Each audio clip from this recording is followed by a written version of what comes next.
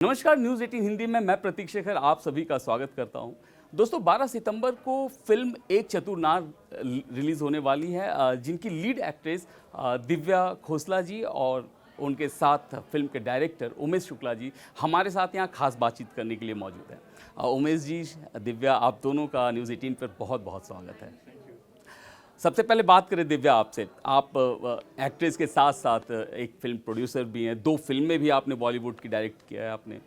Music, album music के लिए तो खैर आप मशहूर हैं ही। तो पहला सवाल आपसे यही है कि इन सब में सबसे ज़्यादा और दिल से कौन सा काम आप करना पसंद करती हैं?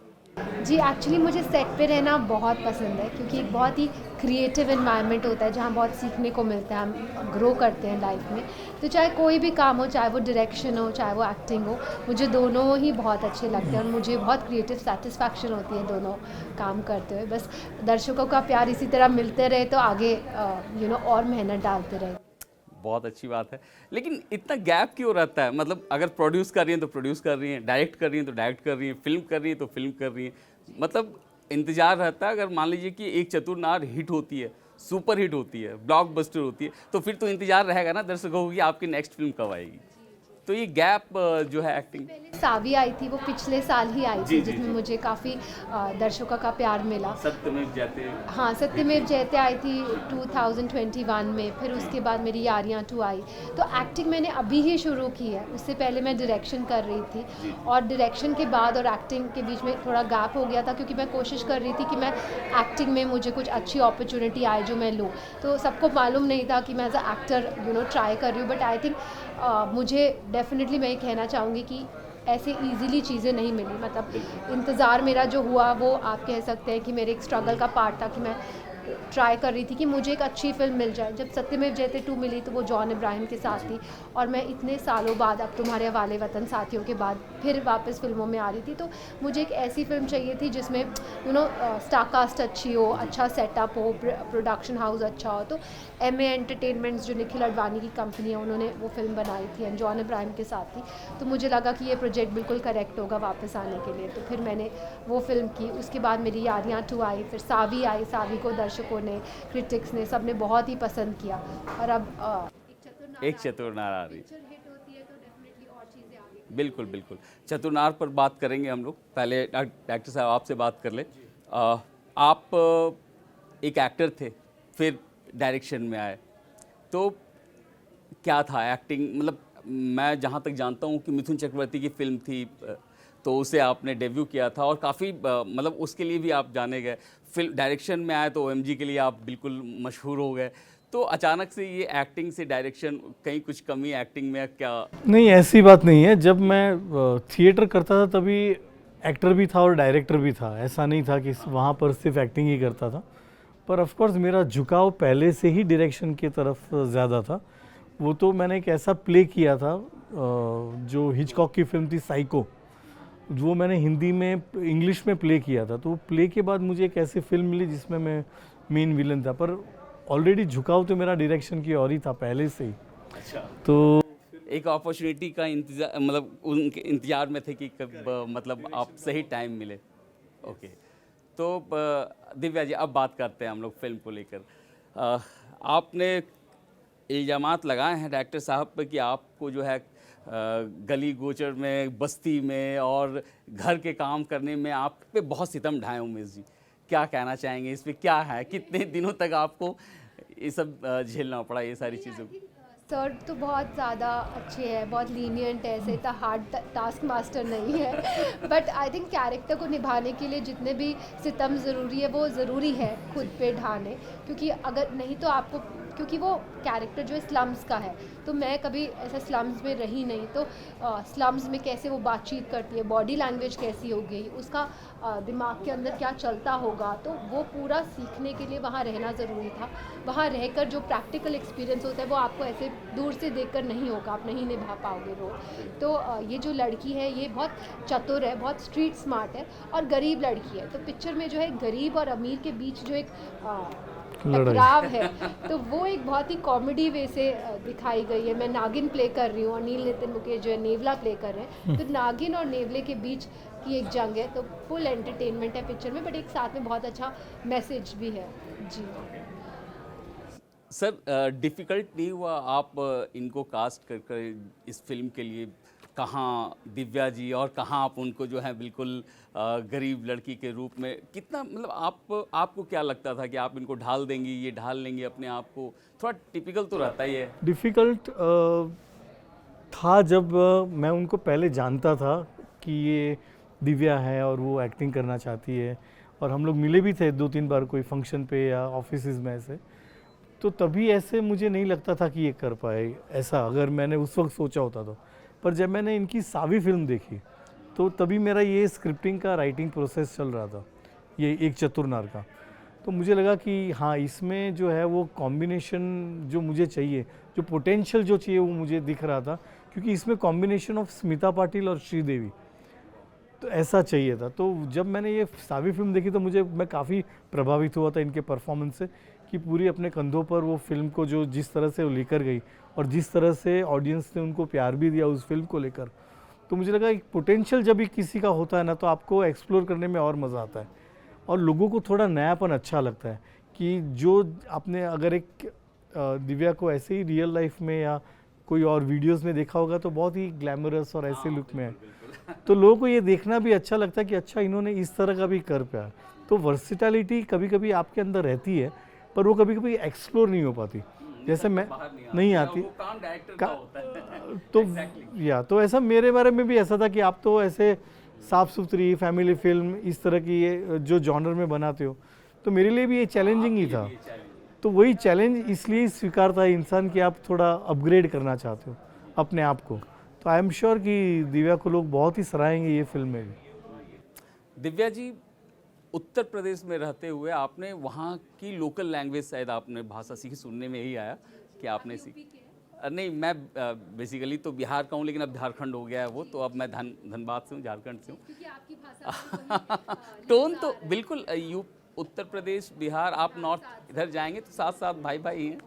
तो मैं चाहूँगा कि आपने जो सीखा है ना वो डायलॉग एक बार आप उत्तर प्रदेश लैंग्वेज में आप जो सीखा है, लोकल लैंग्वेज जो है उसमें आप बोल कर। तो मेरा एक थोड़ा लंबा डायलॉग है पिक्चर में जिसमें मैं थोड़ा गालियाँ बक रही हूँ, तो वो कुछ इस तरीके से है कि नास पिटे कमबख्त मारे औलादे ना हो इनकी दुश्मन जुग जुग जिए, इनकी औलादे इनका खून पिए, जुलाब लगे सालों को। अच्छा, कितना टाइम लगा आपको ये लैंग्वेज इस तरह?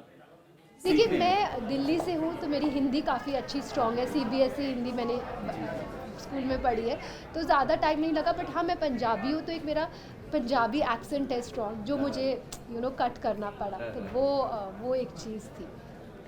तो मैं खुश हूँ कि लोग मेरे डिक्शन को इतना अप्रिशिएट कर रहे हैं। देखिए, जनरली जहाँ तक मैं जान पा रहा हूँ आपको, तो ये फर्स्ट टाइम ऐसा किरदार आप प्ले कर रही हैं और इस तरह के लैंग्वेज मेरे ख्याल से फर्स्ट टाइम आप बोल रही हैं फिल्मों में। तो कहते हैं स्ट्रगल आप करेंगी किसी भी चीज़ के लिए तो उसका रिजल्ट अच्छा ही होगा। और मे भी हमने ट्रेलर देखा, ट्रेलर को लेकर सर क्या रिएक्शन आया? बहुत ही बढ़िया रिएक्शन है।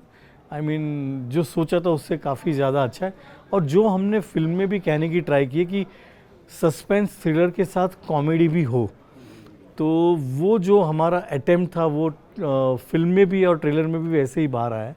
तो फिल्म भी वैसी है कि हर आपको 7-8 मिनट पे आपको एक झटका भी मिलेगा, सस्पेंस और थ्रिल का वो मिलेगा, और साथ में कॉमेडी का तड़का भी लगेगा। तो जैसे फिल्म है वैसे ही ट्रेलर भी उस तरह से ही कटा है। और फैमिली फिल्म है, मतलब फैमिली के साथ आप देख पाओगे। अच्छा सर, जो आप देख रहे होंगे कोविड के बाद से, आप OTT को अलग रखें, क्योंकि अलग क्या रखें भी साथ में कि कोविड के बाद से OTT काफ़ी ज़्यादा मनोरंजन का सबसे बड़ा साधन बनकर उभरा है। ये अभी की डेट में फिल्में उस तरह परफॉर्म नहीं कर रही जैसे पहले किया करती थी। कोई भी फिल्म वो अच्छी खासी निकल ही जाती थी वो, लेकिन आज के डेट में बड़े बजट की फिल्में बन रही हैं, लेकिन उसका बॉक्स ऑफिस पर कोई खास असर उस तरह देखने को नहीं मिल रहा। कई सारे एग्जाम्पल मैं दे सकता हूँ, आप लोग भी जान रहे होंगे। एक डायरेक्टर के लिए अभी के टाइम में कितना चैलेंज है, मतलब क्या उनको कैसे मतलब हैंडल कर रहे हैं आप? बहुत ही चैलेंजिंग है, पर एट द सेम टाइम मैं मानता हूँ कि अगर आप कंटेंट अच्छा बनाते हो, अभी जैसे लोग कोविड के बाद ये बोलना शुरू कर दिए कि कंटेंट किंग हो गया है, ओरिजिनल, और तो हमारी फिल्म भी कंटेंट है, ओरिजिनल कंटेंट है हमारी स्क्रिप्ट भी। तो यही था कि कंटेंट किंग हो गया वो, आफ्टर कोविड वो बहुत ज़्यादा बाहर आने लगा। तो अभी अच्छी बात ये भी है, उसका मैं तो हमेशा पॉजिटिवली हर चीज़ को लेता हूँ, कि अच्छी बात ये भी है कि लोग स्टोरी पे और स्क्रीन प्ले पे और डायलॉग्स पे और मतलब कहानी पे ज़्यादा अच्छा काम करते हैं। और जो कहानी अच्छी होती है वहाँ सब कुछ, अगर उसके ऊपर अच्छे एक्टर्स मिल जाए और अगर एंसेम्बल कास्ट आपको अच्छी मिल जाए तो वो आज नहीं तो कल उसको अपना ड्यू मिल ही जाता है। तो सिर्फ अभी बजट ही क्राइटेरिया है, वैसा नहीं है कि बड़े बजट की बनाओ, बड़े स्टार्स को लेकर ही बनाओ, वैसा अभी माहौल नहीं रहा है। वो अच्छी बात भी है, मैं ये मानता हूँ। हाँ, लोगों का थिएटर की ओर जाने का जो रवैया है उसमें मैं जो वो जो है वो, क्योंकि कोविड में आपने आदत डाल दी कि आप मोबाइल पे देख लो, टीवी पे देख लो, पर अभी मुझे ये लगता है कि लोग उससे भी बोर होने लगे हैं। उनको बाहर जाना है, उनको फैमिली के साथ आउटिंग करनी है, पर ऐसा कंटेंट उतना नहीं आ रहा है जितना आना चाहिए। मतलब ये कह लें कि आप अब कंटेंट वहाँ भी तो रिपीट होने लगी ना। अब एक तरह की वेब सीरीज, एक ही टॉपिक पे 3-3 वेब सीरीज आपको अब मिल जाएगी, तो मतलब एक साथ 2 शो चल रहे हैं, दोनों सेम ही होते हैं। तो अच्छी बात ये भी है कि लोगों को बाहर आना है, पर अगर फिल्म इस तरह की एंटरटेनिंग मिलेगी उनको तो लोग वापस थिएटर में आएंगे। जी दिव्या, इस फिल्म में बिल्कुल जो ट्रेलर में देख पाया उसमें ये समझ आया ये पूरी तरह आप पर बेस्ड है ये स्टोरी। अगर जहाँ तक मैं समझ पा रहा हूँ, अब फिल्म रिलीज़ होने के बाद पता चलेगी, तो आपके लिए ये रोल करना, आप करियर में आप कहाँ पर देखती हैं इस रोल को, इस भूमिका को अपने अब तक के करियर में, एक्टिंग के करियर में? जी, मुझे लगता है ये मेरे करियर में एक मोड़ लेकर आएगा, एक डिफ़ाइन करेगा मेरे करियर को ये रोल, क्योंकि इस रोल में दिव्या कहीं भी आपको नज़र नहीं आएगी और एक अलग ही लड़की है जिसमें कॉमिक एंगल भी है। मैंने इससे पहले कॉमेडी की नहीं है और आई थिंक कॉमेडी बहुत कम एक्ट्रेसेस करती हुई हमें दिखती है, जैसे कंगना रनावत दिखती है, पहले श्रीदेवी मैम दिखती थी। तो मुझे बहुत शुक्रगुजार हूँ मैं सर की कि उन्होंने मुझे इन्विजन किया इस किरदार में जो एक कॉमिक पूरा इस पिक्चर में है। तो इससे मुझे बहुत कुछ अपने अंदर, जो मेरे अंदर है, जो मैं सोचती हूँ कि है, कि वो दिखाने का मौका मिला। जब तक आपके सामने वो मौके आएंगे नहीं, आप कैसे प्रूव करोगे? तो एज अ एक्टर आपको वही तलाश रहती है कि आपके सामने वो, क्योंकि मैं काफ़ी स्क्रिप्ट सुनती हूँ, मेरे पास काफ़ी स्क्रिप्ट्स आती है, बट मुझे पसंद बहुत गिनी चुनी ही आती है। जब आपके पास आएंगी तभी आप दिखा पाओगे। तो आई थिंक ये मेरे करियर के लिए एक बहुत ही महत्वपूर्ण फिल्म है और जो मुझे मेरे करियर को एकदम नई दिशा देगी। चलिए, बेस्ट ऑफ लक आपके इस फिल्म के लिए और आपके लिए भी। सर, एक जाते जाते एक सवाल आपसे क्योंकि समय कम दिया गया मुझे, कोशिश तो थी कि काफ़ी देर बात करें लेकिन वक्त कम।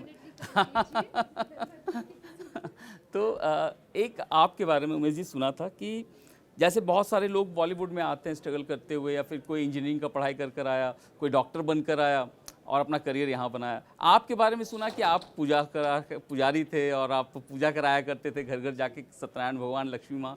तो क्या इसमें क्या सच्चाई है? मतलब सच्चाई है ये, क्योंकि मेरे फादर और ग्रैंडफादर का यही काम था। जी जी, ना आप ब्राह्मण परिवार से मतलब आते हो? जी जी। और हम लोगों के घर पे जाके पूजा ही कराते थे। जब तक मैं ग्रेजुएट हुआ तब तक मैं धोती कुर्ता पहन के लोगों के घर पे पूजा करवा के फिर जीन्स पहन के कॉलेज जाता था, यही काम था हमारा। पर डेफिनेटली कॉलेज में जब पढ़ रहा था तब साथ में इंटर कॉलेजिएट कॉम्पिटिशन्स जो प्ले की होती थी वो करते करते ये कीड़ा अंदर घुस गया। और वैसे देखा जाए तो सत्यनारायण की कथा में भी आप कहानी सुनाते हो। हाँ, बिल्कुल सही बात है। तजुर्बा तो वहाँ से ही था हमें सही कि एक अच्छे से आप कलावती और लीलावती की जब कहानियाँ सुनाते हो तो कहानी कहने का जो तरीका था वो फिर हमने फिल्मों में जारी किया, शुरू रखा है।